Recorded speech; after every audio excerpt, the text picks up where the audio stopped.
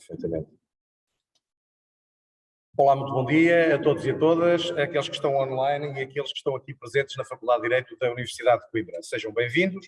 Eu sou o João Coimbra Xavier e tenho a duríssima tarefa de presidir à primeira manhã de trabalhos do segundo dia deste segundo seminário de Direito Luso-Brasileiro, de Direito Público. Nesta circunstância, agradecer a presença de todos e todas, e dizer que é só dura por ser a primeira intervenção da segunda manhã de trabalhos. Após uma tarde fantástica de comunicações e um dia de ontem totalmente cheio, que se coroou também com um jantar de networking, que eu penso que foi bastante frutuoso para quem teve a oportunidade de ir e para os palestrantes que puderam ainda permanecer em Coimbra, poderem também usufruir da gastronomia e da cultura desta magnífica cidade dos estudantes, esta capital académica de Portugal. Aqui, ao contrário, dizer que é particularmente fácil fazer a apresentação desta mesa que me toca coordenar, ou presidir, neste caso, por razões perfeitamente óbvias. Estes dois palestrantes são magníficos, dispensam a apresentação e, para além de serem os dois, peço desculpa pela inconfidência, grandes amigos. Portanto, neste caso, dando um mote ao lema destes trabalhos, eu aqui represento também suficientemente a Associação de Estudos Europeus e o Centro de Estudos Europeus da Faculdade de Direito da Universidade de Coimbra e, cumulativamente, o Iberojur, ambos parceiros criadores deste projeto e desta realização. E nessa ótica, como falávamos em off, temos um representante do Brasil e um representante de Portugal, e aqui da distinta Faculdade de Direito, a doutora Sónia. Portanto, uma vez que o presente de mesa não tem género, e nesta circunstância estamos equilibrados totalmente, um homem e uma senhora, portanto, cumprindo também com o equilíbrio que é necessário para a visão no masculino e no feminino destas questões do direito público visto da Europa para o Brasil, neste caso de Portugal, e de Portugal ao revés do Brasil para Portugal.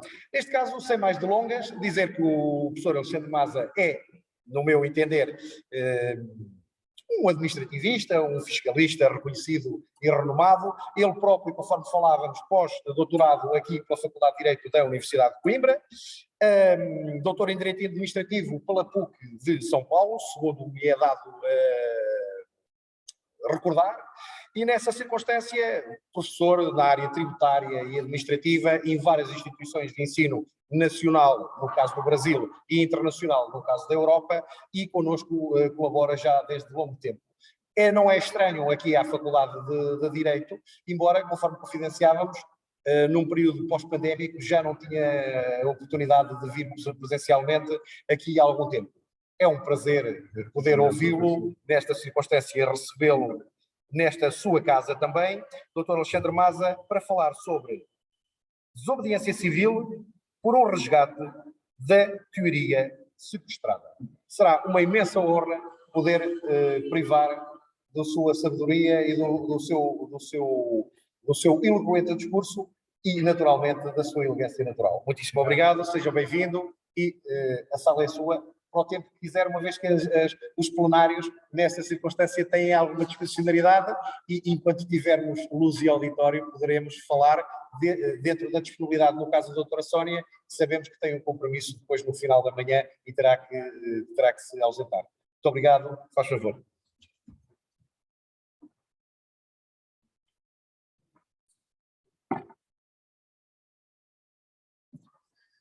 Muito bom dia a todos e a todas.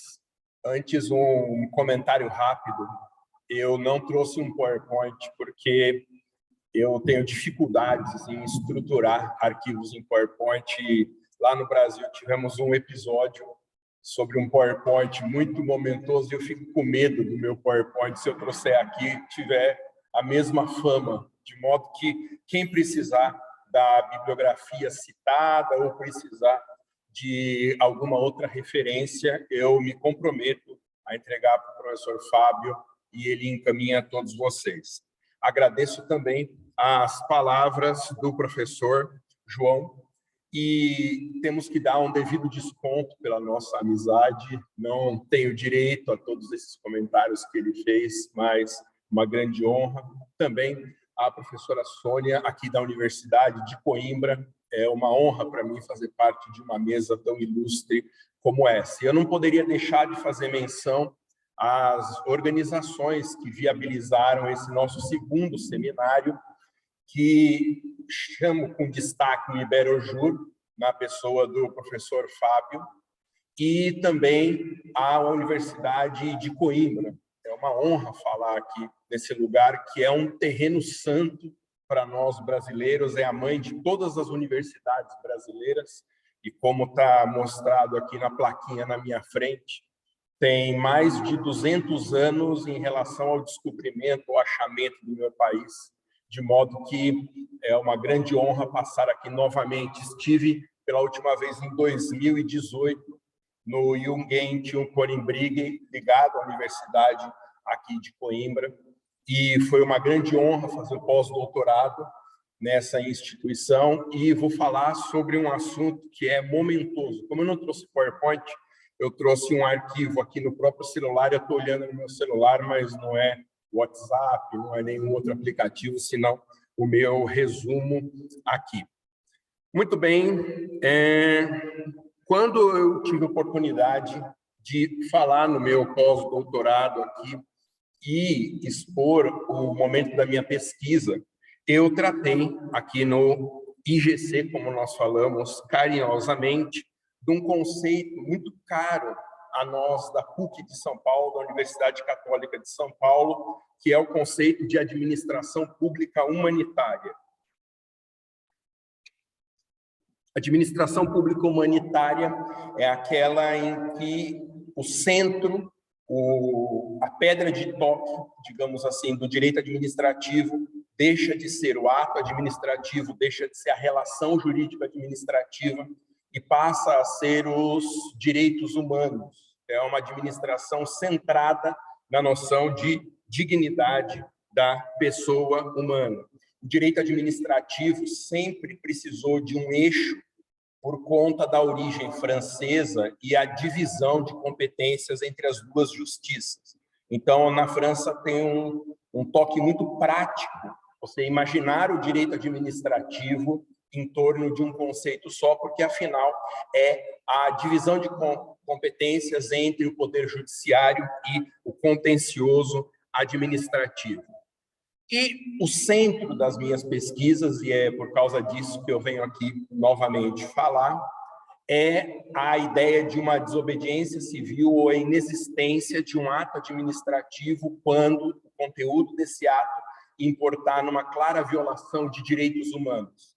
De modo que, num certo sentido, eu venho ressuscitar duas teorias há um bom tempo esquecidas, a teoria do ato administrativo inexistente, que foi concretizada em torno de uma obra de Jean-Marie Auby, e a ideia de desobediência civil, tão conhecida de todo mundo, que surgiu nos Estados Unidos contra o Roe, e é uma teoria que precisa ser resgatada, daí o nome é o resgate de uma teoria sequestrada.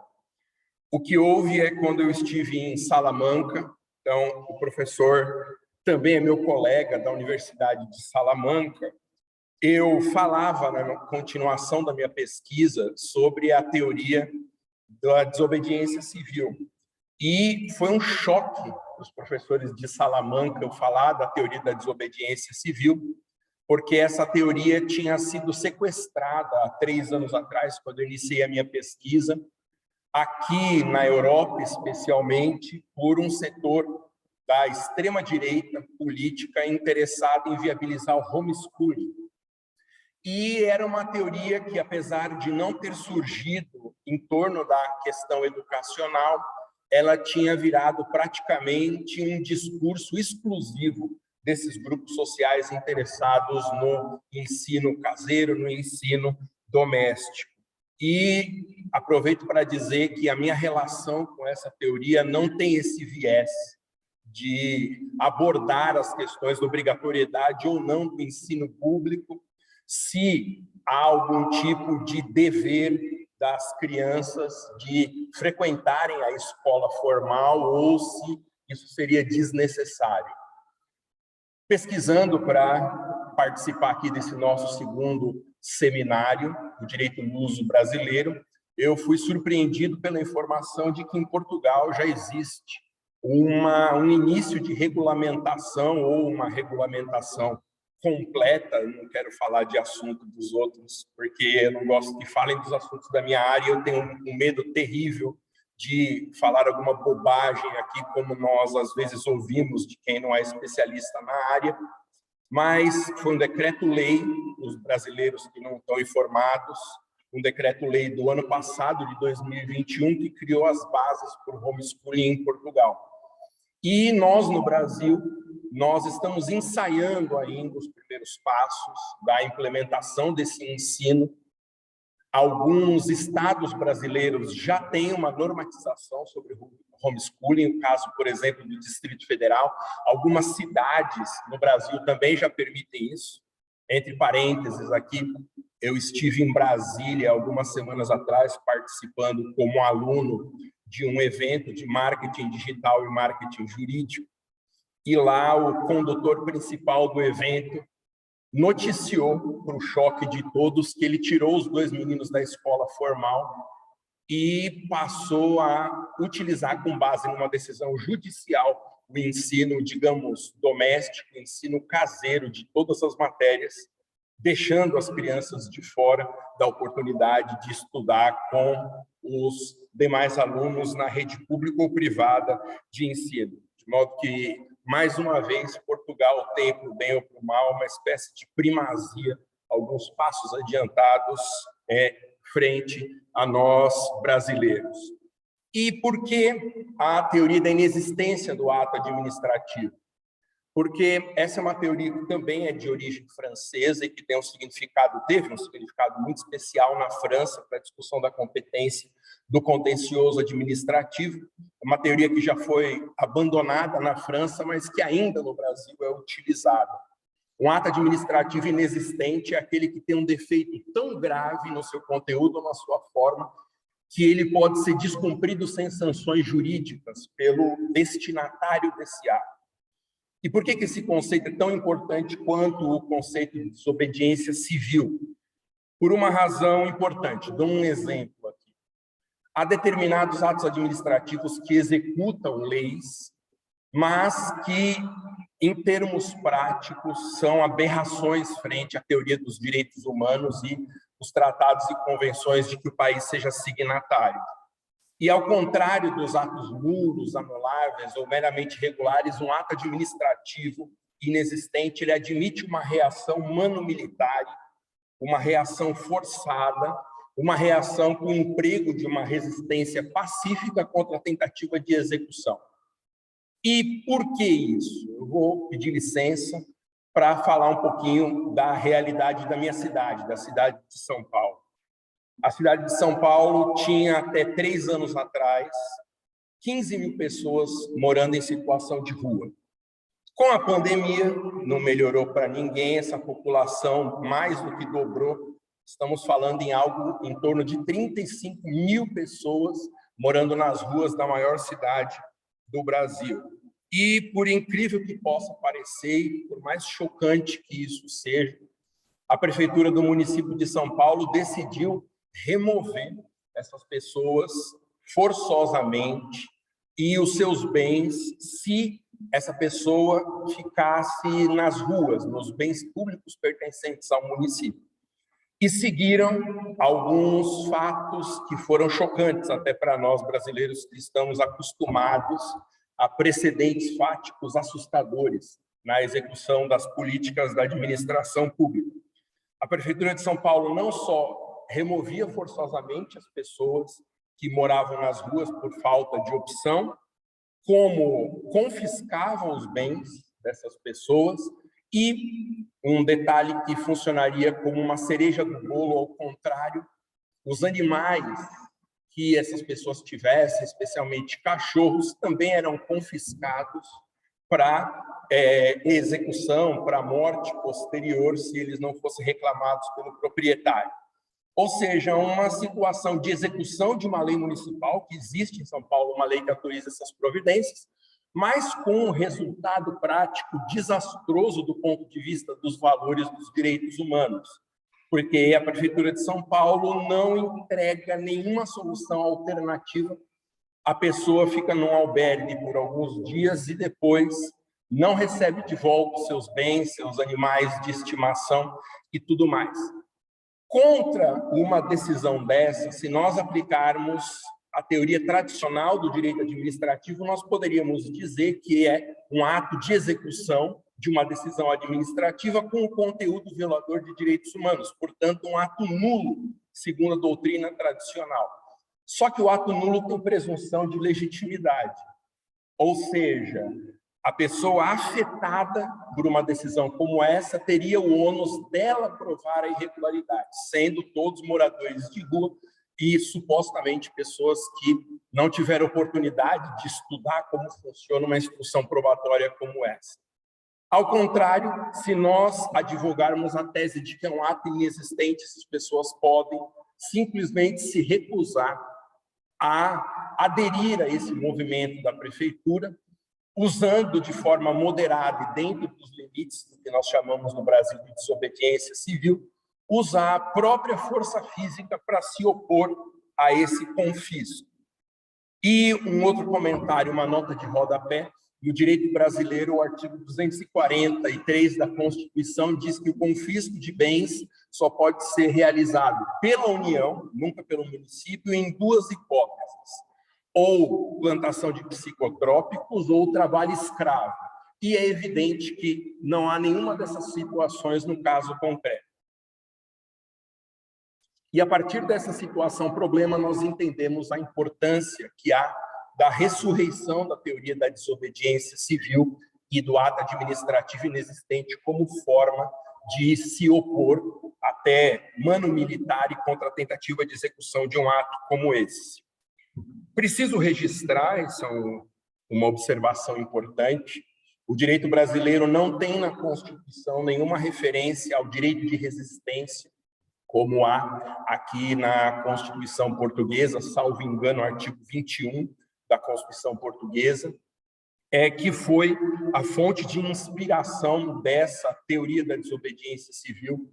Eu não tenho coragem de dizer se aqui em Portugal desobediência civil é a mesma coisa que direito de resistência, eu suponho que não, mas como não é um direito que eu conheça profundamente, eu deixo aqui só no ar a ideia de que há uma aproximação entre essas duas noções, desobediência civil e direito de resistência.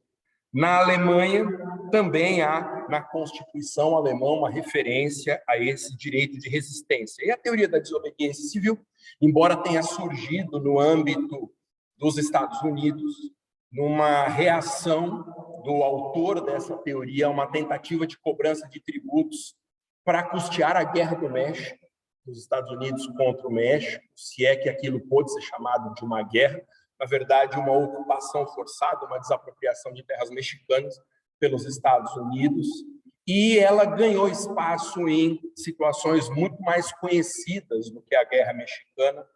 Foi o que a teoria que sustentou, por exemplo, a Satyagraha na Índia, na luta de Gandhi pela independência da Índia, sustentou também parte dos movimentos da condição civil das pessoas afrodescendentes dos Estados Unidos, com as lideranças de Martin Luther King, que todo mundo conhece, Malcolm X, e, por que não, fazer referência também, dada a relevância que tem para o Brasil, a Revolução dos Cravos aqui em Portugal, se não me engano, abril de 1974, me corrijam se eu estiver errado, que também é uma fonte de inspiração do uso concreto da noção de desobediência civil.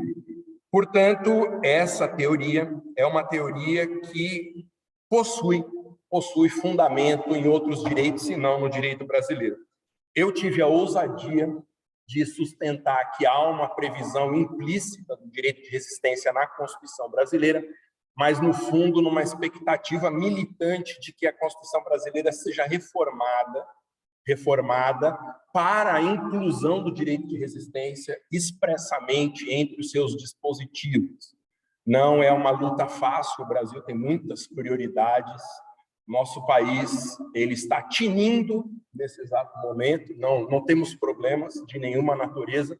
Antes de ontem, houve o assassinato de um guarda civil metropolitano que, numa festa, repercutido no mundo inteiro, numa festa, ele foi atacado por uma questão política e o autor desses ataques, numa reação da vítima, acabou sendo atingido e está em estado grave no hospital por uma questão política.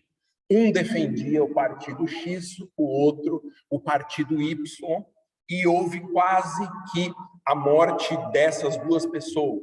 Um morreu e outro está em estado grave. Ontem, uma notícia muito trágica também, houve um estupro, ou um vídeo de um estupro no Brasil, de uma mulher que estava dando à luz e que foi violentada pelo médico anestesista. De modo que no Brasil nós temos poucos problemas e não sei se o direito de resistência seria uma das grandes prioridades nesse momento. Ontem a imprensa, por conta desses episódios, chegou a falar no Brasil em uma guerra civil iniciada a partir desse episódio da morte do guarda civil metropolitano, e uma guerra civil motivada por disputas políticas entre duas correntes que se contrapõem no nosso país. Não sei se é o momento mais apropriado para falar disso, mas é importante que o Brasil inclua na sua Constituição, e se puder fazer nos mesmos termos da Constituição portuguesa, um mecanismo que permita às pessoas que são vítimas de violações de direitos humanos reagirem à execução de atos administrativos. E não se trata apenas de uma política pública, porque, bem ou mal, há uma política pública do município de São Paulo de higienização das pessoas em situação de rua. Não faltam leis para sustentar essa política pública do mal. A questão é reagir contra um ato administrativo de execução dessa política. E daí a importância da utilização dessas duas teorias. Para não me estender muito, eu gostaria de fazer referência, já que a professora Sônia está aqui, a alguns mestres que foram aqui da Universidade de Coimbra, que foram referência na minha formação. Agora há pouco, eu estava aqui no andar térreo e vendo nas colunas as notas dos alunos da universidade, foram publicadas ali. E eu vi umas notas de direito fiscal do segundo ano, se não erro a disciplina, e eu lembro que no meu segundo ano nós discutíamos no Brasil como que seria a utilização do livro do professor Canutilho durante a nossa graduação, e se cogitou de utilizar o livro do professor, a obra do professor Gomes Canutilho, como livro de graduação, o que não necessariamente seria uma coisa, não pela qualidade incrível da obra, mas uma coisa prática de se fazer, por ser um livro focado no direito europeu, mas para que todos percebam a importância que a Universidade de Coimbra tem na formação nossa de brasileiros. Menciono também o professor que coordena o IGC aqui da Universidade de Coimbra, uma grande referência, o professor Vital Moreira, e o meu orientador no pós-doutorado, o professor Eduardo Malheiro. Então, é uma grande honra para mim participar desse segundo seminário de Direito Luso Brasileiro. Eu cumprimento mais uma vez e agradeço profundamente o convite que o Iberojur me fez, junto com a Universidade de Coimbra, para a realização desse evento que muito me honra. Eu vim de terno e gravata, porque depois eu vou fazer o passeio subindo a torre, e já estou com a roupa apropriada para subir a torre ao lado aqui da nossa instituição. Brincadeira, eu estive lá ontem, e são 280 degraus, se não me engano. No 10º degrau eu já tinha me arrependido.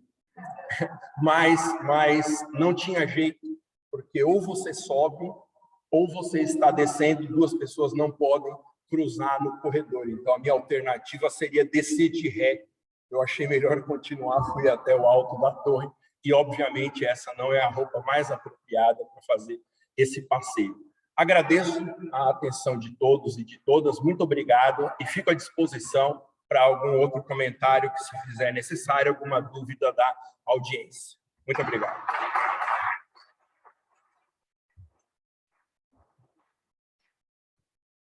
Ora bem, de volta aos trabalhos. portanto, aqui um salto académico muitíssimo interessante.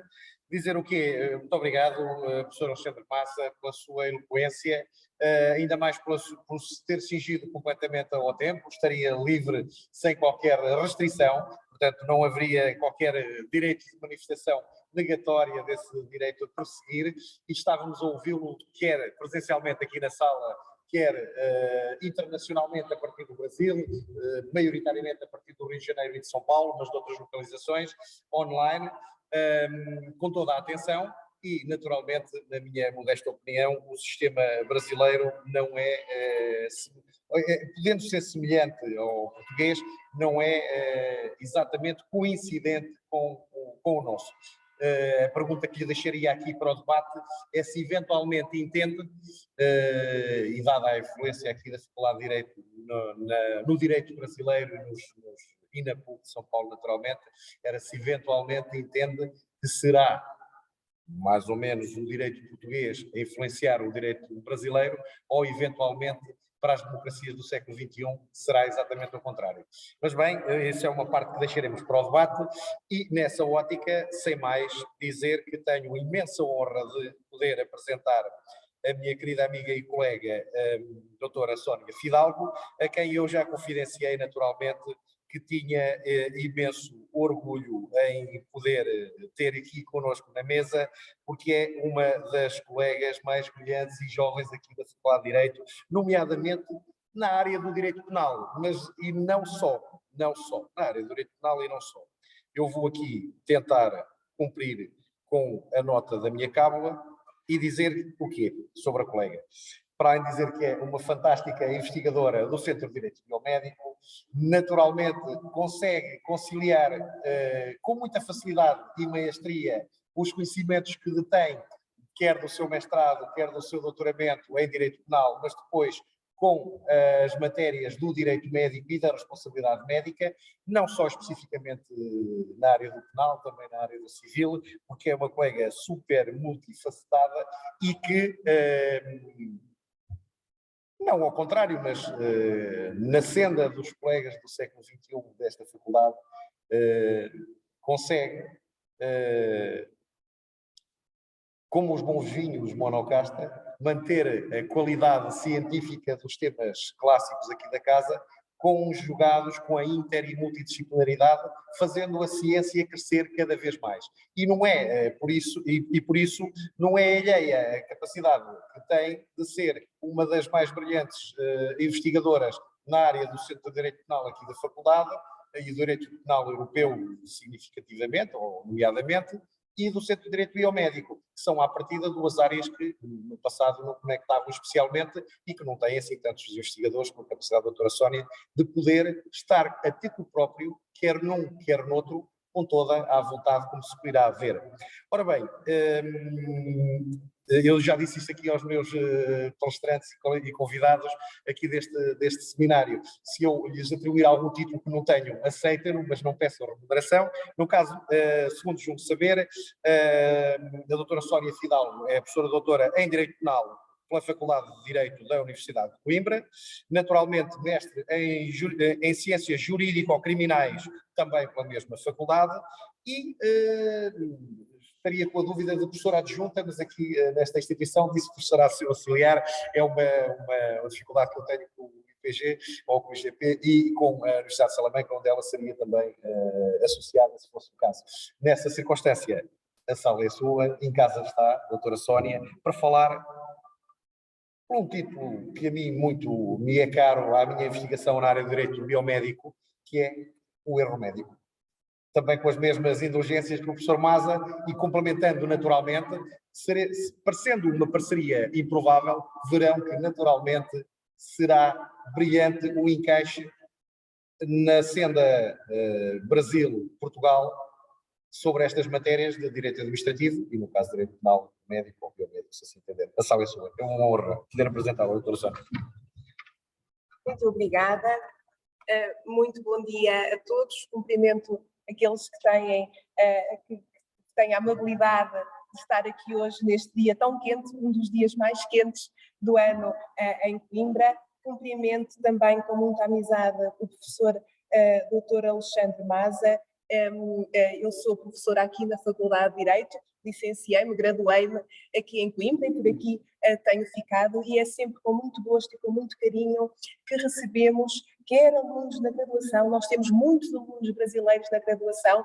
Neste momento, eu ainda há dias comentava com um colega que há uns anos, quando um dedo se levantava e era brasileiro, nós ainda levantávamos o olhar. Agora já não, são muitos. Isto é, eu tenho um aluno que pede a palavra, é português ou é brasileiro. Para nós já é cool. São muitos e são muito bem-vindos, quer na graduação, quer depois nos cursos de mestrado, quer no doutoramento, quer no pós-doutoramento, pós-doutorado. Como dizem os nossos colegas, é de facto um gosto imenso recebê-los, e é um gosto imenso recebê-los também aqui hoje, quer a quem pode estar presente, quer quem nos chega à distância. E é um gosto, naturalmente, agradeço as palavras naturalmente exageradas que se devem à amizade que tenho com o doutor João, e agradeço também a possibilidade de partilhar a mesa com o professor Alexandre Mas. Eu não sou de Direito Administrativo, não estudo Direito Administrativo, e aprendi muito com esta conferência aqui, com a clareza da exposição. Vou então deixar-me destas introduções e avançar para o tema que me traz aqui hoje, e no fundo eu sou, como lhes disse, professora de Direito Penal, falo de Direito Penal e é disso que venho falar aqui hoje. Venho falar de crimes e de penas, um tema diferente daquele que ouvimos há pouco, e mais concretamente venho falar-lhes dos problemas de direito penal médico, da responsabilidade penal dos médicos. De facto, o meu percurso tem sido muito traçado nesta linha da responsabilidade médica, quer no âmbito de tese de mestrado, quer na tese de doutoramento, como disse também o João Proença Xavier, e é disso que venho falar-lhes aqui hoje. Vou tentar partilhar com os senhores um PowerPoint muito simples que trouxe, só pela preocupação em partilhar com os senhores doutores as normas, porque vou partilhar normas do Código Penal Português e achei, também não me abalança muito mais, são sempre coisas muito simples aquelas que costumo partilhar. E no fundo, espero que estejam a conseguir ver, creio que sim. O meu tema no programa aparece apenas erro médico. A ideia, o tema será no fundo um tema mais extenso, erro médico e responsabilidade penal, é disso que venho falar-vos, e mais especificamente do problema da determinação da responsabilidade penal nas equipas médicas. É esse o tema que me traz hoje. Na verdade, há uma frase muito interessante do autor francês, que nem sequer é penalista, é, no fundo, estudioso de direito médico, Jean Penot, e ele diz isto: a eficácia da medicina contemporânea estão inevitavelmente associadas três características: a agressividade, a periculosidade e a complexidade. Acho que todos concordamos com isto. A medicina de hoje é agressiva, é perigosa e é complexa. E reparem, se a complexidade justifica cada vez mais o exercício da medicina em equipa, por outro lado, o caráter agressivo e o caráter perigoso da medicina dos nossos dias faz com que tenhamos cada vez mais de pensar o problema da responsabilidade médica e, mais concretamente, o problema da responsabilidade penal dos médicos. E se é verdade que quando falamos de responsabilidade penal médica podemos estar a pensar em comportamentos dolosos, naturalmente, o médico, como qualquer um de nós, pode cometer crimes dolosamente, é verdade também que quando falamos de responsabilidade penal médica estamos a falar, por regra, em responsabilidade por negligência. Eu faço só aqui um parênteses para explicar que em Portugal nós não fazemos, no âmbito dos crimes culposos, aquela distinção que fazem no Brasil entre negligência, imperícia e imprudência. Por isso, sempre que eu me referir na minha exposição, eu vou tentar corrigir, mas posso não conseguir fazê-lo sempre que na minha exposição eu me referir à negligência médica, sempre que eu me referir ao homicídio negligente ou às ofensas corporais negligentes, eu estou a referir-me àquilo que no Brasil é o homicídio culposo e as ofensas corporais culposas. O comportamento culposo, aquilo que no Brasil chamam o comportamento culposo, chamamos nós em Portugal o comportamento negligente, porque não fazemos aquela tal distinção entre negligência, imperícia e imprudência, que aliás é muito difícil no Brasil e muito discutida esta distinção também no Brasil. Mas então dizia-lhes eu que A complexidade convoca o problema do exercício da medicina em equipa, a agressividade e a perigosidade convocam o problema da responsabilidade médica e da responsabilidade médica culposa por negligência, dizemos nós cá. E é precisamente disso que venho falar-vos, do problema da responsabilidade penal por negligência nas equipas médicas. Ora então, é verdade que nos últimos anos surgiu um novo tipo de médico. Nós não podemos já contar com aquele médico generalista, não é? O João Semana, que cura todas as doenças, que tem o conhecimento de todas as áreas médicas. Essa não é a nossa realidade nos dias de hoje. A medicina fragmentou-se, os médicos especializam-se cada vez mais em áreas muito específicas e o mesmo vem acontecendo nos últimos anos com a própria enfermagem. A própria enfermagem também se especializou, também tem agora áreas de cuidados especializados. E por isso nós dizemos que as instituições de saúde se apresentam nos nossos dias como organizações complexas, onde a atividade médica é desenvolvida predominantemente no âmbito de equipas pluridisciplinares, as equipas de prestação de cuidados de saúde. Ora bem, a verdade é que a atual complexificação da prática clínica exige capacidades de coordenação, de comunicação e de resposta que muitas vezes excedem a capacidade das organizações.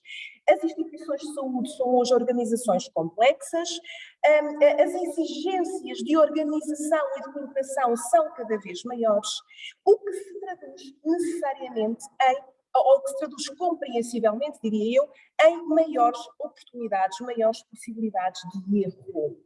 E então, o que acontece é que, muitas vezes, um doente ingressa numa instituição de saúde com a expectativa de ver o seu estado de saúde melhorar e, eventualmente, alcançar a cura, e muitas vezes, infelizmente, o que acontece é o doente ver o seu estado de saúde agravado ou vir mesmo a morrer naquela instituição de saúde.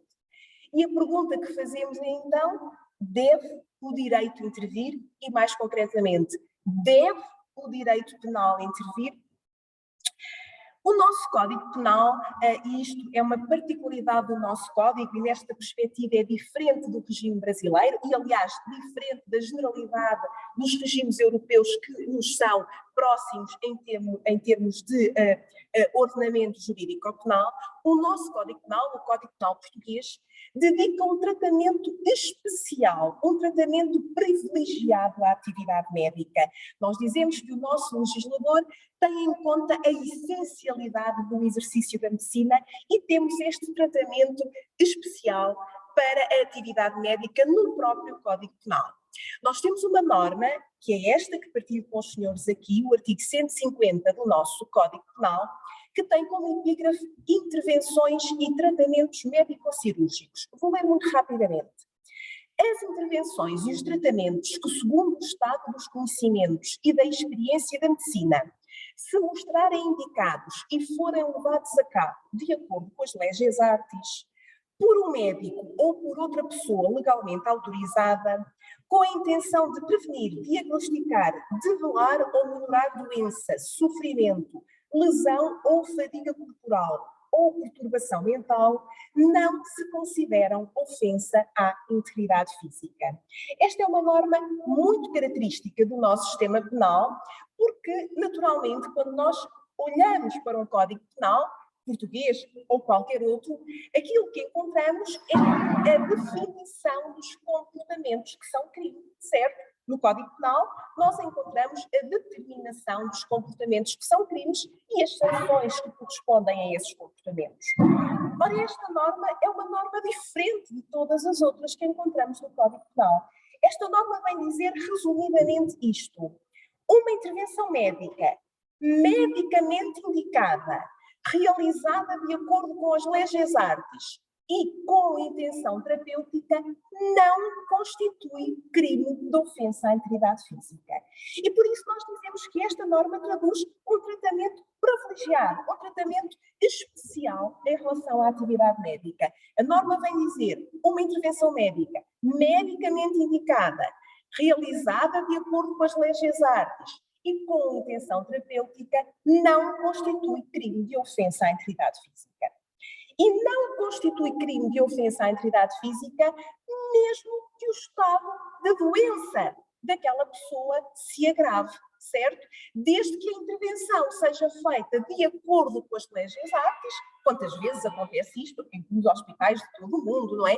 Quantas vezes a intenção é melhorar o estado de saúde do doente, mas por qualquer causa, mesmo uma intervenção feita de acordo com as regras da boa prática médica, acontece muitas vezes que o estado de doença se agrava. E o Código vem dizer, desde que a intervenção, agora estou a resumir os pressupostos, são aqueles que referi, mas este será aquele que mais nos interessa neste momento.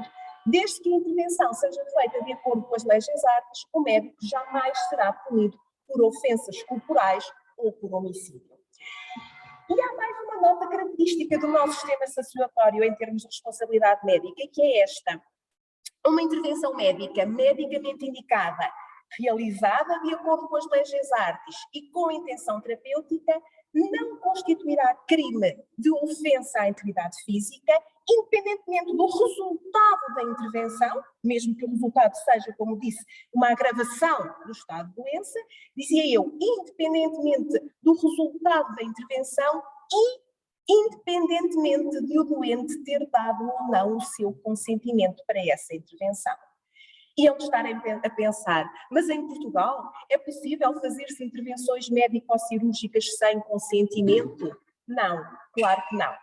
Em Portugal, uma intervenção médico-cirúrgica sem consentimento é crime. Mas reparem, aquilo que nós entendemos é isto, uma intervenção médico-cirúrgica medicamente indicada, realizada de acordo com as leis artes e com intenção terapêutica, mas em que não há consentimento do doente, qual é o bem jurídico que está a ser violado? É a integridade física do doente? Talvez não. Talvez o bem jurídico violado seja outro, seja a liberdade. A liberdade de cada um de nós dispor do corpo e da própria vida. Como sabem, o direito penal é um direito de proteção de bens jurídicos e, quando nós olhamos para um tipo de auto de crime, temos de identificar o bem jurídico que com ele se quer proteger. Ora bem, se o bem jurídico violado é outro, se o bem jurídico violado, quando estamos perante uma intervenção médica sem consentimento, é a liberdade, então o crime que o médico, eventualmente, poderá estar a cometer não é o crime de ofensas corporais. Será um outro que está previsto no nosso Código Penal, no artigo 156. Intervenções médico-cirúrgicas arbitrárias. E com estas duas normas, estou a partilhar com os senhores o regime português em matéria de responsabilidade penal dos médicos. Por uma via, o artigo 150, que afirma de modo claro que uma intervenção médica medicamente indicada de acordo com as leis artes e com intenção terapêutica jamais poderá constituir o médico em responsabilidade penal por ofensas corporais ou homicídio, e por outra via, esta norma do artigo 156 que nos diz, atenção, uma intervenção médica sem consentimento pode constituir um crime de intervenções arbitrárias, porque o bem jurídico que está em causa é outro, é o bem jurídico de liberdade. Muito bem, mas há casos em que, de facto, as intervenções médicas são realizadas em violação das leis artes. Há casos em que as intervenções médicas são feitas em violação das regras da boa prática médica. E então, se do exercício das suas funções o profissional de saúde criar ou potenciar um risco não permitido que venha a concretizar-se num resultado morte ou agravação do estado de doença da pessoa em causa, do doente, então o médico poderá vir a ser criminalmente responsabilizado e em Portugal o crime que poderá ser imputado à conduta do médico ou o crime pelo qual o médico pode vir a ser responsabilizado será este, como nos disse há pouco, a ofensa à integridade física por negligência, as ofensas corporais culposas no Código Penal brasileiro, ou então o crime de homicídio por negligência que corresponde ao vosso homicídio culposo. Ora bem, e o que é isto? O que é que distingue, em termos muito simples, um comportamento doloso de um comportamento culposo, um comportamento doloso de um comportamento negligente? Em termos muito simples, mesmo quem não tem estudado ou quem não se dedica ao aprofundamento das questões de direito penal, tem a ideia de que, quando o comportamento é doloso, o agente tem o conhecimento e a vontade da prática do crime, não é? Eu sei que matar é crime e quero matar. O comportamento é culposo ou negligente quando há uma violação do dever de cuidado, não é? Há um conjunto de regras, há um caminho que devia ter sido seguido, há um dever de cuidado que impende sobre o sujeito, e o sujeito, o agente, viola esse dever de cuidado. E depois é preciso ainda uma outra coisa muito importante em termos que é de responsabilidade dolosa também, mas mais difícil de estabelecer em termos de responsabilidade por negligência, que é a imputação do resultado à conduta. O estabelecimento daquilo que em termos tradicionais nós dizemos o nexo causal entre a conduta e o resultado, não é? É preciso que se prove que o resultado que se verificou foi precisamente consequência da violação daquele dever de cuidado. Ora bem, e é muito importante, isto toca, de facto, o cerne da comunicação que nos trago hoje, é muito importante que tenhamos presente que erro médico e negligência médica não são a mesma coisa. Nem todo o erro médico se traduz, ou nem todo o erro médico pode conduzir ou fundamentará a responsabilidade penal, criminal do médico. Os estudiosos do erro costumam fazer uma distinção importante entre erros e violações. Há erros que podem ser designados de erros honestos, um pouco naquela senda de errar é humano, não é? Há erros que são inevitáveis, há erros que, ainda que se cumpram todas as regras, no caso as regras da boa prática médica, acabam por ocorrer. Estes erros, que nós podemos chamar erros honestos, não conduzem à responsabilidade jurídica, quer seja civil, quer seja penal, do médico. Mas, no exercício da medicina, há um conjunto de regras que definem as boas práticas médicas.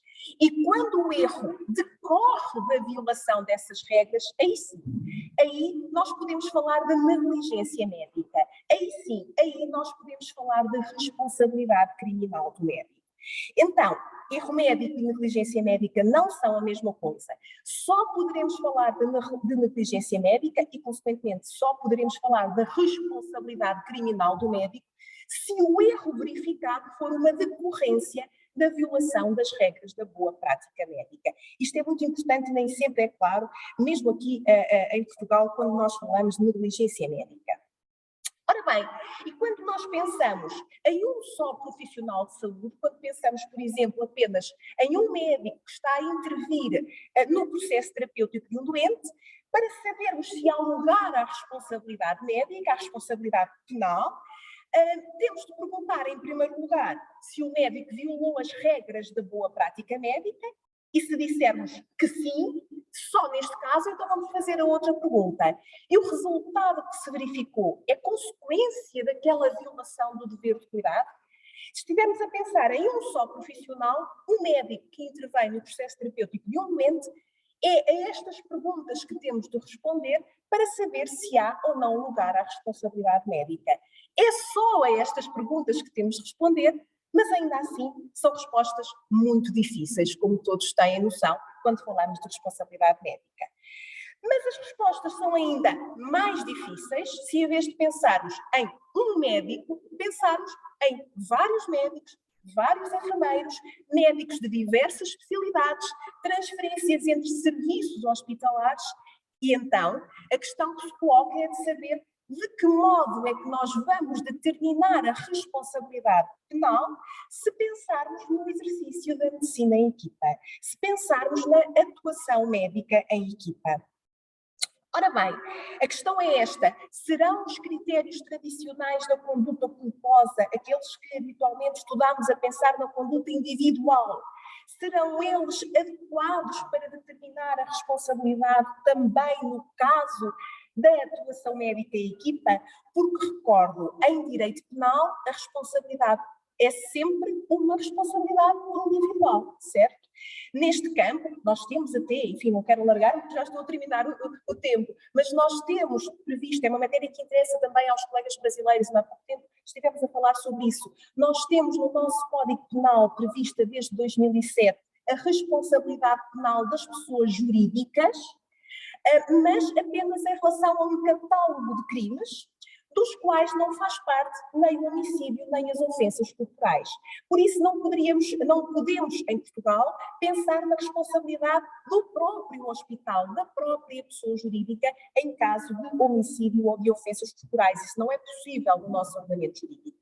Mantém-se, por isso, esta ideia de que, no âmbito da responsabilidade médica, a responsabilidade penal é sempre uma responsabilidade individual. Nós não podemos, naturalmente, condenar a equipa médica, não é? Temos de averiguar se o responsável pela lesão, pela ofensa que o doente sofreu, é um cirurgião, é um anestesiologista, é um enfermeiro, foi quem colheu o sangue que depois foi transfundido e se verificou ser uma transfusão de sangue do grupo sanguíneo errado? Esqueceu-se uma compressa no campo operatório. De quem é a responsabilidade? Essa compressa gerou uma infecção no doente que teve de ser submetida a nova intervenção cirúrgica. Quem deve ser responsabilizado? São estas as questões que temos em mente quando falamos da responsabilidade penal nas equipas médicas. E no direito penal, os princípios que temos convocado para resolver estes problemas da determinação da responsabilidade nas equipas médicas são o princípio da divisão do trabalho e o princípio da confiança. É a partir destes dois princípios que nós podemos determinar a responsabilidade de cada um dos elementos que intervêm numa equipa médica. Nós costumamos dizer que o princípio da confiança é um princípio delimitador do tipo de ilícito culposo. Isto é, o princípio da confiança é um princípio delimitador do dever de cuidado. Quando nós falamos do dever de cuidado em medicina, temos de pensar desde logo num conjunto de normas jurídicas em Portugal, um conjunto em Portugal e no Brasil e por todo o mundo. Há certamente um conjunto de normas jurídicas que regulam o exercício da medicina. Além disso, há, naturalmente, todo um amplo conjunto de normas que não são jurídicas, são normas técnicas, não é? Normas que emanam do próprio corpo médico e que conformam aquilo a que nós habitualmente chamamos as leges artis medicinae. E, além disso, há ainda um amplo conjunto de regras não escritas que regulam o exercício da medicina. Então, quando nós perguntamos qual é o dever de cuidado no exercício da medicina, é tudo isto que temos de entender. Regras jurídicas, regras não jurídicas, regras escritas e regras não escritas. Este conjunto de regras informa de modo positivo o dever de cuidado, permite-nos saber qual era o dever de cuidado de modo positivo. E o princípio da confiança? O princípio da confiança vai delimitar o dever de cuidado no caso de pluralidade de agentes. Quem atua ao abrigo do princípio da confiança não está a violar o dever de cuidado. Em termos simples, o princípio da confiança significa isto. Quem se comporta no tráfico de acordo com as normas de cuidado objetivo deve poder confiar que o mesmo sucederá com os outros, salvo se tiver uma razão concretamente fundada para pensar ou dever pensar de outro modo. Este princípio da confiança foi desenvolvido na jurisprudência alemã do século passado, na década de 50, quando começou a ser comum, a desenvolver-se o tráfico de automóvel no pós-Segunda Guerra Mundial. E os tribunais alemães começaram a ser inundados de casos de responsabilidade por negligência decorrente dos acidentes de viação. E a ideia das primeiras decisões dos tribunais alemães foi a de resolver os casos de homicídio culposo e de ofensas corporais culposas do mesmo modo que se resolviam os casos no âmbito da responsabilidade civil. Dizia-se isto: quem está a conduzir um automóvel está a beneficiar de um objeto perigoso e, por isso, deve responder por todos os danos que daí advierem. E começou, no fundo, a afirmar-se também no direito penal uma certa ideia de responsabilidade objetiva, que, como sabem, é inadmissível em direito penal, não é? A responsabilidade penal pressupõe sempre a culpa do agente. Foi neste contexto que começou a invocar-se o princípio da confiança e a dizer, não, o condutor que segue numa via com prioridade pode confiar que aqueles que se aproximam por vias secundárias lhe cedem o seu direito de prioridade. Se isso não acontecer, se aquele que segue numa via secundária se atravessar à frente do que segue na via com prioridade, imaginemos, infelizmente vier a morrer, não podemos imputar esse resultado de morte à conduta daquele que seguia na via com prioridade. Começou a afirmar-se então o princípio da confiança. Aquele que cumpre as regras pode pensar que os demais também cumprem as regras, exceto se tiver uma razão concretamente fundada para pensar de outro modo. Foi aqui, na jurisprudência alemã, a propósito dos acidentes de viação, que surgiu o princípio da confiança, que depois, rapidamente, foi transposto para outras áreas de atuação, e designadamente aqui para a determinação da responsabilidade no exercício da medicina em equipa. E então, como é que nós podemos convocar o princípio da confiança para a determinação da responsabilidade nas equipas médicas? A verdade é que no exercício da medicina em equipa se estabelece uma teia muito complexa de relações e a doutrina, diria eu, mais tradicional, tem defendido que o princípio da confiança não terá o mesmo âmbito de atuação nas relações horizontais e nas relações verticais. Isto é, tradicionalmente tem-se entendido que o princípio da confiança tem total validade no âmbito das relações horizontais, mas já assim não será se pensarmos nas relações verticais. Quando falo de relações horizontais, uma relação de trabalho horizontal, estou a falar, por exemplo, naquela que se verifica entre o cirurgião e o anestesiologista no decurso de uma cirurgia.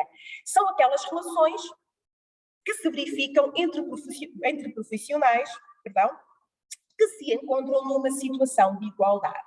E é precisamente isto que acontece entre o cirurgião e o anestesiologista. De facto, são funções, no decurso de uma cirurgia, são funções complementares, mas são funções que mantêm a sua autonomia. Nenhum dos dois, cirurgião e anestesiologista, deve controlar aquilo que é feito pelo outro. Consequentemente, nenhum dos dois deve poder ser responsabilizado por uma falha que ocorra no domínio de atuação do outro. E por isso se diz, imaginem, se o doente vier a sofrer uma ofensa à sua integridade física, por uma falha relacionada no deficiente controle das funções vitais durante a cirurgia, vamos imputar essa responsabilidade ao cirurgião? Não. O responsável pelo controle das funções vitais durante a cirurgia é o anestesiologista. E vice-versa, se a complicação advier de uma incisão feita 1 milímetro mais à direita ou mais à esquerda, responsável por essa incisão feita no local errado, não será naturalmente o anestesiologista, será o cirurgião. Tem-se entendido que, de facto, no âmbito das relações horizontais, pode o princípio da confiança ser convocado como delimitador da responsabilidade. Como compreenderão, as coisas não são tão claras no domínio das relações verticais. E quando falamos de relações verticais, pensamos de imediato nas relações que se estabelecem entre o cirurgião-chefe de equipa e os enfermeiros que com ele colaboram na cirurgia. Nestas relações verticais, deve ou não deve valer o princípio da confiança? Tradicionalmente dizia-se que não. O cirurgião-chefe de equipa era responsável, desde logo, por selecionar os seus colaboradores e era responsável também por controlar tudo aquilo que eles faziam durante a cirurgia. Ora bem, nos últimos anos tem-se dito que não deve ser assim, ou pelo menos não deve ser sempre assim. Reparem, se o cirurgião tiver de controlar tudo aquilo que fazem os seus colaboradores, isto significará para ele uma tarefa mais densa ou mais difícil ainda do que se tivesse de ser ele a realizar todas as tarefas, caso isso fosse possível. E mais, é do interesse do próprio doente, eu diria que de uma perspectiva da própria proteção do bem jurídico, vida e integridade física, é do interesse do próprio doente que o cirurgião-chefe de equipa possa concentrar-se naquelas que são as suas tarefas enquanto cirurgião e confiar naquilo que é feito pelos seus subordinados, entre aspas. Claro que não se trata de uma relação supra-infraordenação vincada, mas esta relação de hierarquia entre o chefe de equipa e o enfermeiro. Então, aquilo que se vem afirmando também nas relações verticais é que deve vigorar também o princípio da confiança. O subordinado deve poder confiar que as instruções que recebe são corretas. O chefe da equipa deve poder confiar que os seus colaboradores desempenham corretamente as tarefas para as quais foram oficialmente habilitados. Nós dizemos que só não será assim, só surgirá para o chefe da equipa um dever de controlo no decurso da atuação da equipa, quando surgirem razões concretamente fundadas que o devam fazer pensar de outro modo. Reparem, o dever de controle e o princípio da confiança delimitam-se reciprocamente, não é? Se nós afirmarmos um dever de controle do chefe da equipa, estamos a reduzir a intervenção do princípio da confiança e vice-versa. E aquilo que dizemos é que o dever de controlo no decurso da atividade da equipa surge com aquilo que Strattenberg chama de dever do cuidado especial. É um dever de cuidado secundário. Este dever de cuidado só surge naqueles casos em que o chefe de equipa se apercebe que o seu colaborador não está em condições de cumprir. Imaginem, por exemplo, um colaborador plenamente formado, e eu chamo a atenção para isto, porque o princípio da confiança só valerá quando estamos perante profissionais já plenamente formados, não vale, obviamente, na relação entre o médico orientador e o médico interno, o formando, não é? Mas dizia eu, imaginem que de facto estamos perante um colaborador plenamente formado, mas que não tem experiência ainda na realização daquela matéria. E reparem, há pouco esqueci-me de dizer, e estou mesmo a terminar, esta relação de trabalho vertical não é uma relação que se verifica apenas entre médicos e profissionais de saúde não médicos, por exemplo, entre médicos e enfermeiros. Pode verificar-se uma relação de trabalho vertical entre médicos da mesma especialidade. Pensem, por exemplo, no cirurgião-chefe e nos cirurgiões ajudantes. Esta relação entre cirurgiões, em que um deles assume a liderança da equipa cirúrgica, é também uma relação vertical, está bem? Mas então, dizia eu, este dever de controlo surge como um dever de cuidado especial, um dever de cuidado secundário, e o chefe de equipa só terá o dever de controlar aquilo que é feito pelos seus colaboradores quando tiver uma razão concreta para o fazer. Dizia eu, o exemplo do colaborador ainda inexperiente, o exemplo do colaborador que comete um erro logo no início da cirurgia, e aí sim, a partir daí, o chefe de equipa tem o dever de ficar alerta, tem o dever de controlar. Aquele colaborador, como acontece tanto hoje, infelizmente em Portugal e um pouco por todo o mundo, aquele enfermeiro que devia estar a fazer um turno de 8 horas, mas entretanto o turno transformou-se em 12 e já vai perto das 16, e o cirurgião apercebe-se que afinal aquele colaborador está visivelmente cansado, mas não há como substituí-lo, quantas vezes isto acontece infelizmente. A partir daí não deve continuar ou não pode o chefe de equipa invocar o princípio da confiança. Reparem, o princípio da confiança vale desde que não haja ou enquanto não houver uma razão concretamente fundada para pensar de outro modo.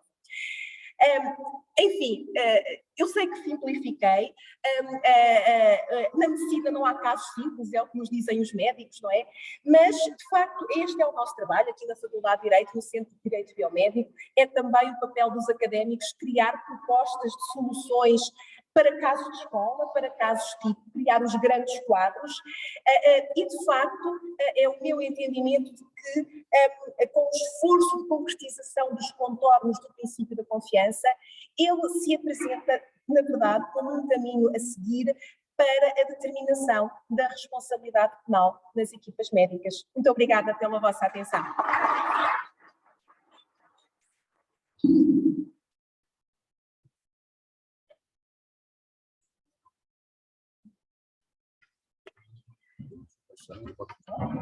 Fica no centro. Ora, muitíssimo bem, fantástica a apresentação, digamos, mas no caso em particular aqui da doutora Sónia Fidalgo, eu ouvia com muita atenção, naturalmente, e com muito gosto, uma vez que também é das minhas matérias, e eu próprio também sou um parceiro do Centro de Direito Biomédico da Faculdade de Direito da Universidade de Coimbra. Ora bem, sem prescindir das questões que fiz e que lancei em relação ao ovo e a galinha, no caso da desobediência civil, no caso do direito administrativo brasileiro, poder ser mais ou menos influenciado pelo direito administrativo de Coimbra e pelo direito português, ou vice-versa, queria aqui lançar a confusão, que é a minha obrigação como Presidente de Mesa, a confusão organizada e científica, e no caso, poder ser o mais disruptivo e, com toda a naturalidade, fechará aquilo que eu vos prometi, criar a sinergia e explicar o que é que este painel é fantasticamente montado, não só por ser uma senhora e um senhor, não só por ser a Faculdade de Direito de São Paulo, não só por ser Portugal e o Brasil. Ora bem, sem ser pessoalista, mas para quem possa estar interessado, faz agora exatamente um ano, em julho de 2021, eu próprio escrevi, em inglês, peço desculpa, era a obrigatoriedade da revista e do direito médico nesta circunstância, embora não fosse uma revista específica de direito médico, era de ciências sociais, na revista de Research and Humanities and Social Sciences. Peço desculpa aqui pela cábula, mas para quem esteja interessado e também para os meus interlocutores me poderem criticar abundantemente e poderem responder à questão que eu vos lanço aqui como Presidente de Mesa, podendo depois abrir ao debate às pessoas aqui presentes, este auditório, eu extendo o auditório em casa, presumo eu, no Brasil. E escrevi o artigo Crime or Punishment. Não Crime and Punishment. Crime or Punishment. Penal or administrative sanctions concerning medical liability in medically assisted reproduction techniques in varying contexts. Neste caso aqui é um twist, eu passo a traduzir, crime ou punição. Neste caso, por analogia à punição administrativa do direito administrativo, e neste caso, utilizando a ciência e a magnífica apresentação da doutora Sónia, fundada na aplicação do direito penal à responsabilidade médica em Portugal, e aqui indo buscar a experiência do direito administrativo do professor Massa, indo buscar um terceiro país, aquele que eu incorporo aqui, a Espanha, onde sei que ambos têm também estudos, e o professor Massa também teve a oportunidade de estudar na minha queridíssima Universidade de Salamanca. E no sistema espanhol, efetivamente, a responsabilidade por ser médica e a dos médicos e por não ser intencional, dolosa e pelas especificidades que a doutora Sónia aqui tão bem em tão pouco tempo criteriosamente apontou, mas neste caso para a utilização do direito médico, escolheram e decidiram politicamente e liberalmente decidir que as sanções desta matéria eram utilizadas à luz do direito administrativo e não à luz do direito penal. Portanto, não criminalizar a conduta médica, qualquer que seja, não quer dizer que não possa haver aplicação do direito penal na utilização de atos médicos, mas por natureza optar pela utilização do direito administrativo porque consideraram mais adequado. Ora bem, sem mais delongas, no caso a minha análise é feita na base das ciências reprodutivas, uma vez que o meu doutoramento é na área dos direitos humanos e da biomedicina, portanto, especificamente sobre a responsabilidade médica, mas mais especificamente sobre estas matérias, portanto, por isso sai aqui o artigo para quem esteja interessado eventualmente poder ler e os nossos autores aqui poderem criticar, e a questão é, fundindo este painel, o que é que achariam, ou o que é que acham, de eventualmente, em vez de utilizarmos o sistema português no futuro, podemos ter aqui uma interpenetração do sistema espanhol, em que quem lidera a responsabilidade médica, ao contrário do apresentado aqui pela doutora Sónia Fidalgo, magistralmente, não é o direito penal, mas sim o direito administrativo, utilizando um sistema em vigor e em funcionamento razoável já há bastante tempo pela sociedade espanhola médica e civil e jurídica, utilizando o direito administrativo, no qual o doutor Massa é especialista. Ora bem, e assim faço o step down para eles poderem fazer as considerações que entenderem sobre as questões que eu próprio lancei e depois, aproveitando ainda a presença da doutora Sónia aqui, abrimos o auditório para as perguntas que acharem adequado. Muitíssimo obrigado. Doutora Sónia e doutor... Tem que se colocar aqui só por uma questão de organização e então, se puderem ser por esta ordem, peço desculpa para não deixarmos os colegas que estão em casa sem a magnífica imagem que acompanha as eloquentes palavras de ambos. Muito obrigado. Mais uma vez eu agradeço as palavras de todos que integraram essa banca e pedir desculpas porque eu não fiz a saudação ao auditório, tanto o auditório presencial aqui como as pessoas que nos acompanham, me parece que pelo Zoom. Sobre a responsabilidade, eu não sei como funciona em Portugal, mas no direito administrativo brasileiro já há uma jurisprudência muito firmada no sentido da responsabilização de médicos, especialmente se eles forem servidores públicos. Sendo médicos de instituições privadas, a responsabilidade se rege por regras que são estranhas ao direito administrativo. Então, no Brasil, é possível falar nessa responsabilização se o médico for um servidor público. Para não ocupar mais o tempo aqui, eu passo a palavra para a doutora Sônia. Muito obrigada. Obrigada, a senhora professora Alexandre Maza, e obrigada também ao doutor João Proença Xavier. É verdade que essa é uma questão muito pertinente. Aliás, há já muitos anos que nós vimos desenvolvendo um projeto no Centro de Direito Biomédico nesse sentido de...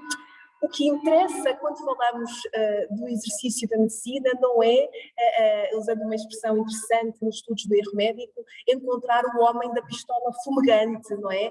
Nós não queremos utilizar o direito penal para punir os médicos, não é isso que se pretende.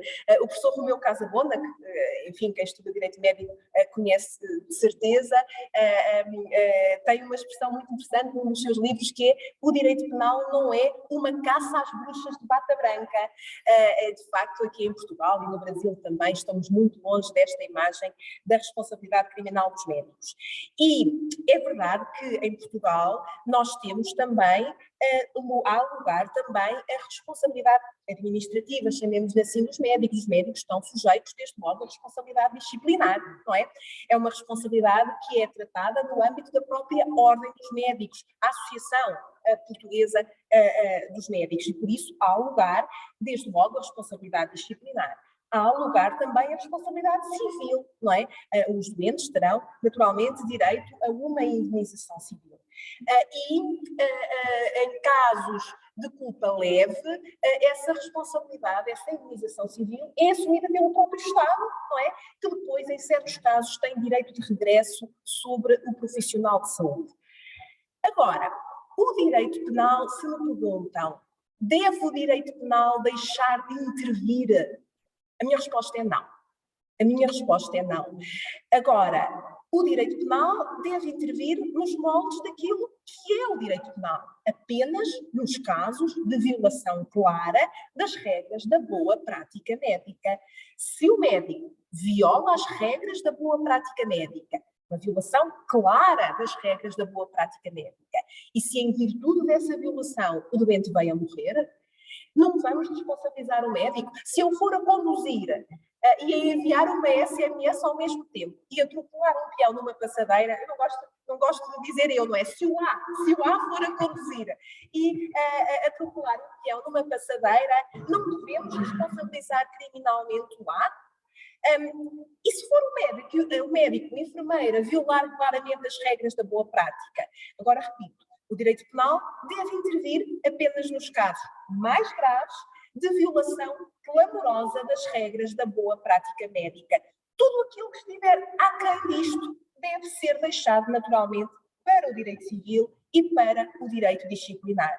Agora, arredar de todo a responsabilidade penal do domínio do exercício da medicina não me parece uma opção correta. Aliás, o nosso sistema já tem um regime de privilégio para a atividade médica. Eu partilhei com os senhores aquele artigo 150 que diz claramente: desde que haja cumprimento das leges artes, não há lugar à responsabilidade penal. E depois, eu não falei disto, não havia tempo para tudo, mas na norma que prevê as ofensas corporais culposas, também temos uma regra especial para a atividade médica, que diz que, quando a conduta for praticada por um médico, pode haver dispensa de pena.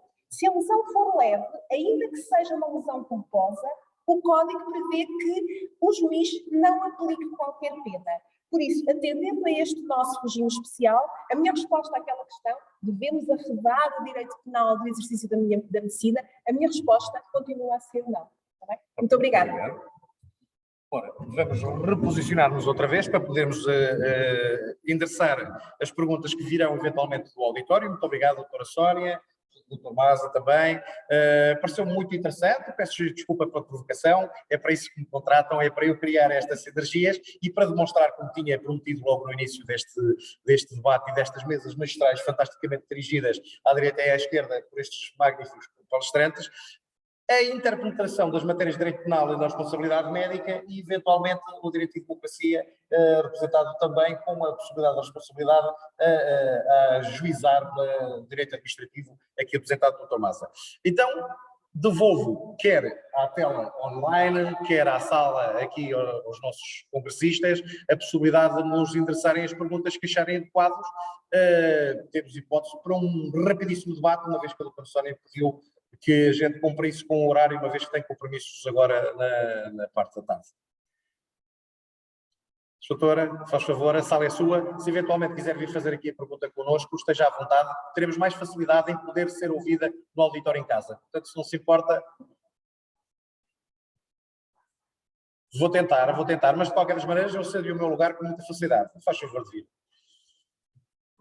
Aliás, já está sentada connosco há muitos dias, portanto é muito importante vê-la e ouvi-la para poder passar esta sensibilidade. E depois também olhar no olho dos nossos palestrantes para poder fazer a questão. Faz favor de se apresentar. Meu nome é Aline, eu sou do Brasil, trabalho na área da magistratura do Brasil. E a minha pergunta, ela é especificamente sobre um ponto que a doutora colocou, de que em Portugal não existe uma divisão do crime culposo em perícia, negligência e evidência. No Brasil, nós temos uma situação com relação à questão médica, de que o médico formado ele pode atuar em qualquer área, e ele é permitido que ele faça qualquer tipo de procedimento.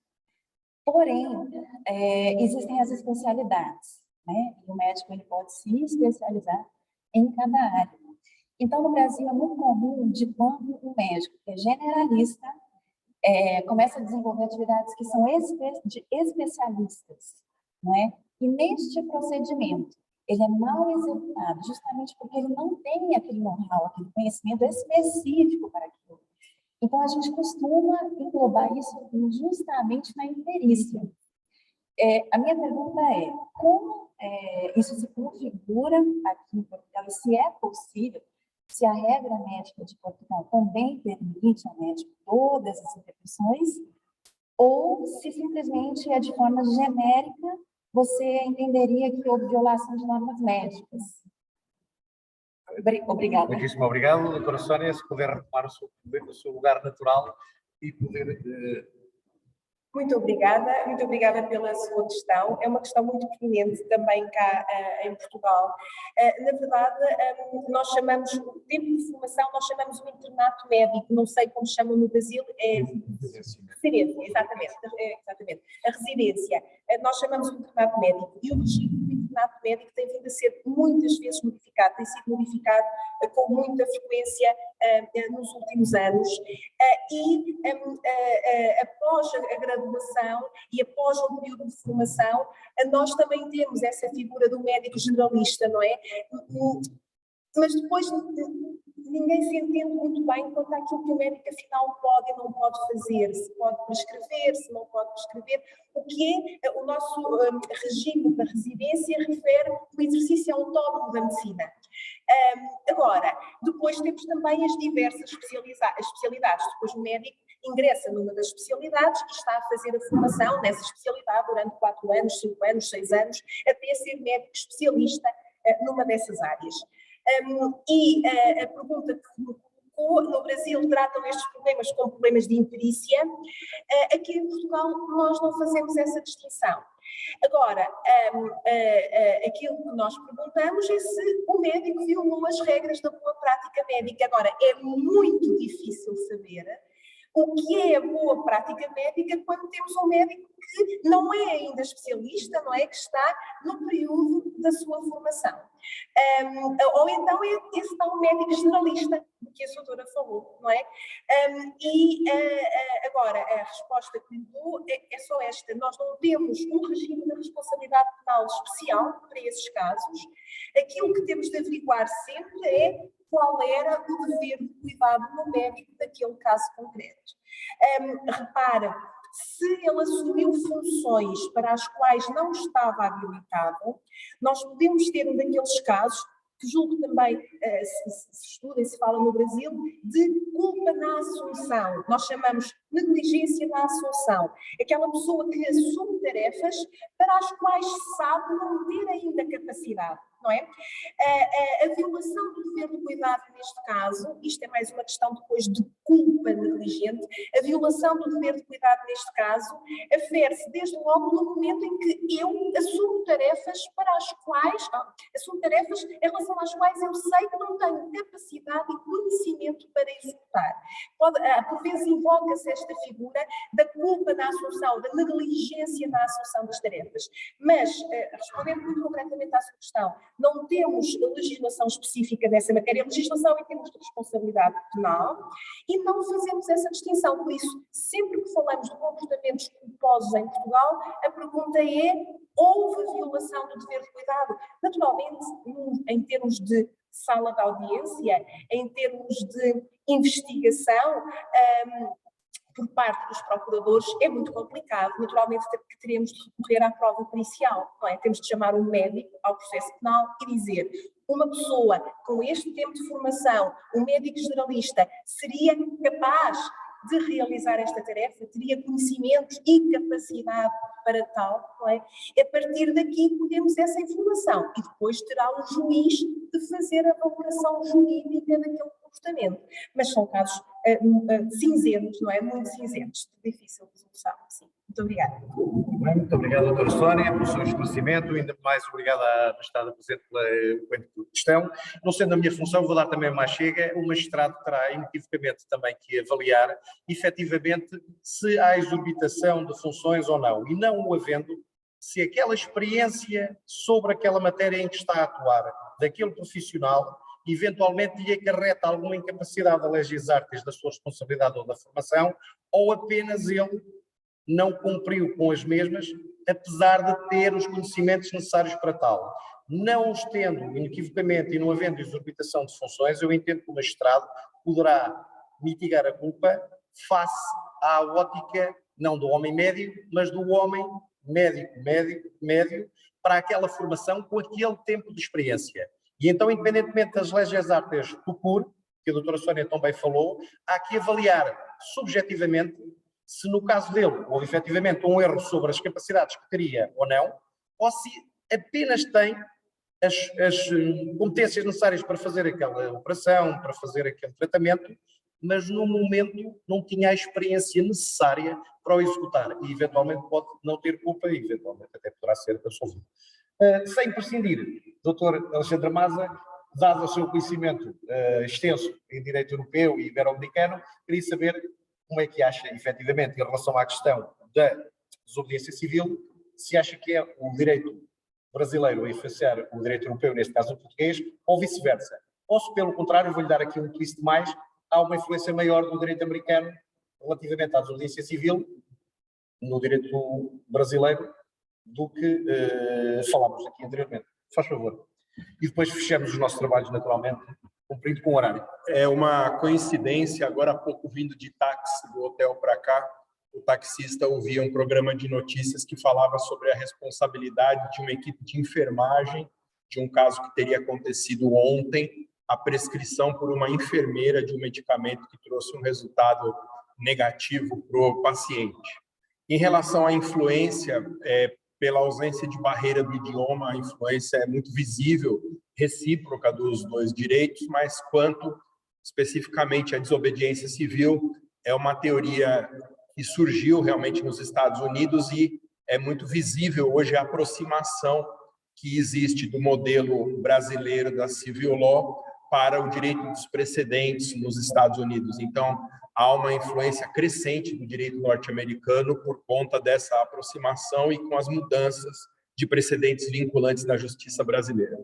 É isso, obrigado. Muitíssimo obrigado. E uma vez que temos estendido o nosso tempo e cumprindo aqui com as notas deste congresso, que está perfeitamente ao ponto em termos de qualidade e excelência de comunicações e interpenetração das matérias aqui apresentadas, convido todos aqui ao almoço na cidade de Coimbra, pelo menos os que estiverem cá presencialmente, e a retomar os trabalhos na parte da tarde. para todos aqueles e aquelas que eventualmente não tiveram oportunidade de seguir online e em direto esta nossa comunicação e também os nossos distintos palestrantes, informar que os eventos Iberojur, em colaboração aqui com a Associação de Estudos Europeus da Universidade de Coimbra, da Faculdade de Direito, são gravados e correrão on streaming nas bases adequadas para até ao fim dos tempos, para a destinação dos próprios, eventualmente investigação científica, ou para voltarem a seguir os trabalhos, se assim quiserem, e poderem retomar quem não teve oportunidade, neste momento, de o seguir online ou presencialmente. Para nós aqui, desejo uma boa tarde, um bom dia para quem estiver no Brasil e encontramos à tarde, penso que a partir das 2 horas, neste lugar do costume, para seguirmos os trabalhos da parte da tarde. A todos e a todas, uma salva de palmas. Muito obrigado.